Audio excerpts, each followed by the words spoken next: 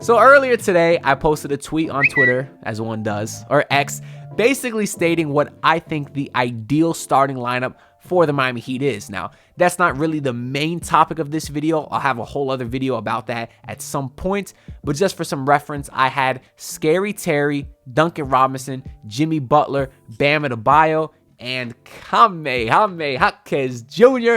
Now, the main pushback that I got on that was a bunch of people saying Nikola Jovic, or Jovic would start. Put Jovic at the 4. I trust Jovic, and I get it.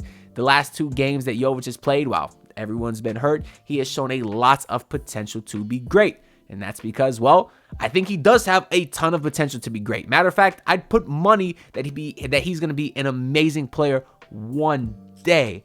I just don't think that day is right now.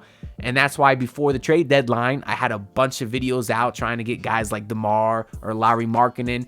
And I had Jovic in a lot of the trade packages, and people really didn't like that back then. Now, that's also when Jovic was starting in that period of time because everyone was hurt again because they're the Miami Heat.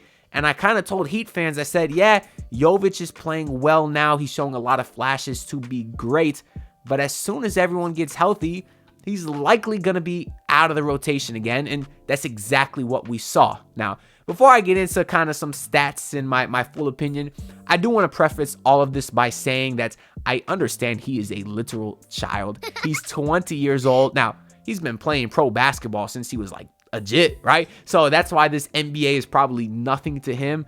But that being said, he has a ton of room for improvement, obviously, and I'm not expecting him to be super consistent at 20 years old. I mean, when I was 20 years old, what was I doing? Well, no, I was definitely a hooper at 20 years old. Don't get it wrong, and I'm still a hooper to this day, and I was also probably struggling with like computational tools or differential equations in college. That's when I was studying the engineering, which I am an engineer now.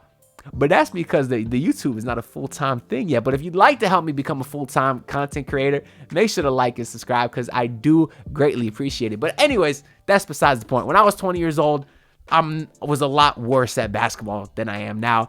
I got a lot better, and Nikola Jovic will get a lot better. And the main thing that a lot of people said when they said that Jovic should start is they said what my guy Goods from King Me Sports pointed out in his video from earlier today. People make the best out of their opportunities, right? So all people really need is just opportunities to, make something happen. Opportunities to show that they can play with the best of them. So now I will say that's a little hypocritical of Goods because if he wants to get better and if he wants a chance to play with the best, I've been telling him to play me one-on-one and the boy been ducking the smoke. So make sure y'all go over to Goods channel at King Me Sports and tell him that he is hiding from Anthony DiNardo. And also drop him a sub when you get a chance because my boy just came out of retirement a la Michael Jordan. And that's the last time I'll compare Goods to Michael Jordan. Anyways, he does bring up a good point, basically saying that when Jovic actually gets a chance to play with the stars, he may be even better than what we're seeing right now. So I do like the idea of if you're going to start Jovic, put him next to vets like Jimmy and Duncan Robinson and Bam, guys who have kind of been there before. Hey, it's me, Pat Riley, and I've woken up from my slumber because I realized you didn't like the video and subscribe yet. So make sure to do that for me so I can get some rest. Thank you. Bam, guys who have kind of been there before and can maybe supplement his game, help him out instead of him playing with backups in the starting lineup or Caleb Martin or Hayward Highsmith or whatever conglomeration of players that Spoelstra's throwing out there. I get it. I do think Jovic could be better if he was playing alongside those guys, and ideally his skill set fits well. I mean, a 6'10 guy that could facilitate like that could shoot his ass off. His form is absolutely beautiful. He gets great arc, great follow through, and obviously at 6'10, that's ideally something you'd like to see next to Bam Adebayo. Now, I won't say the fit is perfect because although he's 6'10, he's not really a great rebounder. But still, they have trouble on the offensive side, and he is great on the offensive end. Now, I do want to say, though, that I think it was like a 10-game stretch earlier this season when he was the starter and everyone was hurt. His numbers weren't as great as we think, and I think that's something that doesn't get talked about enough. He was averaging 7 points a game, 5 rebounds, 2 assists, but he was 38% from 3, which is very good. but 37% from the field. Anytime your field goal percentage is worse than your 3-point percentage, that's not a great thing, particularly for a 6'10 guy who had a lot of layups at the rim that he just couldn't convert.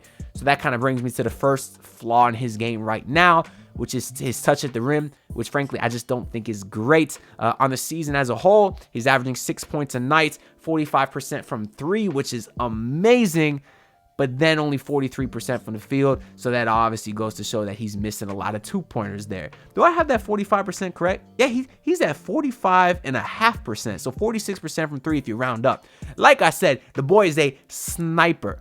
So for that reason alone, I don't hate him in the starting lineup. But in addition to his poor finishing at the rim, he does have some other flaws as well. This season as a whole, he's averaging 16 minutes a night, and in those 16 minutes, he's also averaging 2 fouls a game.